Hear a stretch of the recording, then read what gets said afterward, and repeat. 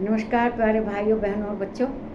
देखिए, आप लोग अच्छी तरह से जानते हैं कि हम लोग श्रीमद् भगवत गीता का अध्ययन कर रहे हैं और इसी क्रम में श्रीमद् भगवत गीता के अध्याय 17 के श्लोक 21 पर आ गए हैं। तो अब आप तो जानते हैं श्री कृष्ण भगवान ऐसे अर्जुन को उपदेश बता रहे हैं, दान तप करने के लिए बता रहे हैं कि जिससे हमारा इस लोक मतलब जो हम जीवन जी रहे हैं इसमें तो भला हो ही है, सुख से रहें, शांति से रहें, और परलोक जो हमारे मृत्यु के पश्चात है वो भी हमारा सुधर जाए, हम मोक्ष प्राप्त करें, भगवान में हमारी आत्मा लीन हो जाए, हम इस जो पृथ्वी पर आने जाने का क्रम है यह समाप्त हो जाए, क्योंकि आदमी अपने कर्मों के फलों को भोगने के लिए इस पृथ्वी पर आता है। तो ये क्या है? दुखालय है, दुखों का घर है पृथ्वी। तो यहाँ से मोक्ष मिलना ही आदमी की सबसे बड़ी उपलब्धि है। तो इस 21 श्लोक में श्री कृष्ण भगवान कहते हैं, यत्तु प्रद्योत कार्यार्थम फलमुद्देश्य वा पुनः दीयते च परिक्लिष्टम तद्दानम राजसम स्मृतम।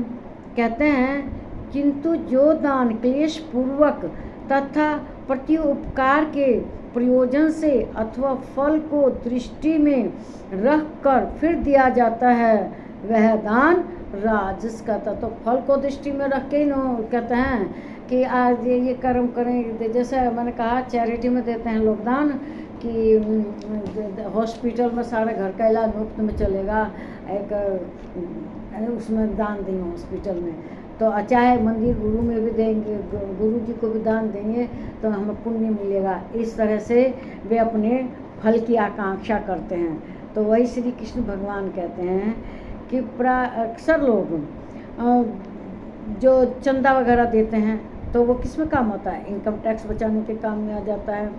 हॉस्पिटल में देंगे तो हम अपने पूरे परिवार का इलाज मुफ्त में करेंगे। गुरु जी को देंगे तो गुरु जी का कहना हमें इसका फल मिलेगा, पुण्य मिलेगा, चाहे हमें परलोक प्राप्त स्वर्ग मिलेगा।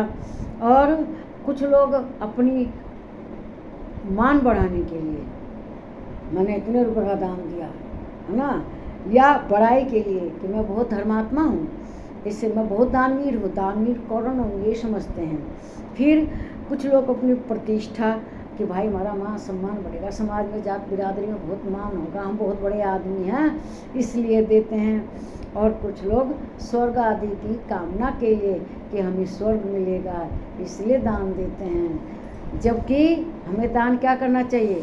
निष्काम भाव से, हमें कोई उसके फल की चिंता नहीं है ना। हमें दान ज़रूरत के अनुसार देना चाहिए।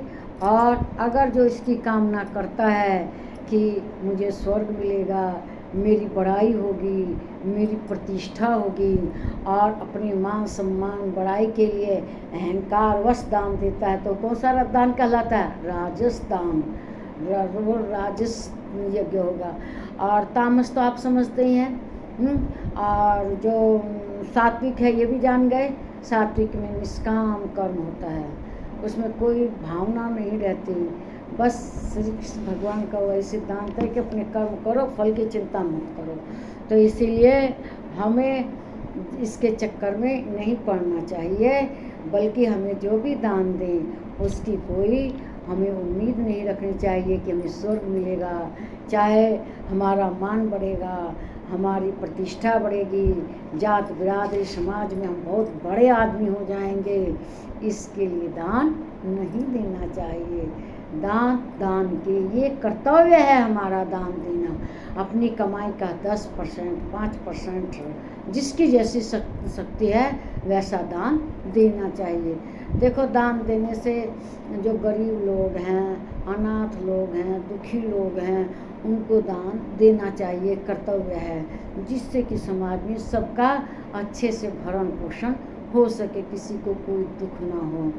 और दान निष्काम भाव से देना चाहिए, उसमें कोई अपना कि हाँ मुझे तो स्वर्ग मिलेगा ऐसा दान वगैरह नहीं करना चाहिए। इसे तो अच्छा मत करो, है ना। जो फल की चिंता का कार्य होता है वो कार्य ठीक नहीं होता।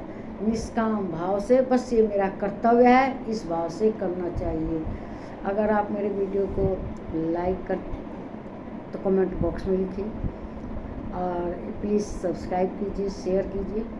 नमस्कार मेरे प्यारे भाइयों, बहनों और बच्चों।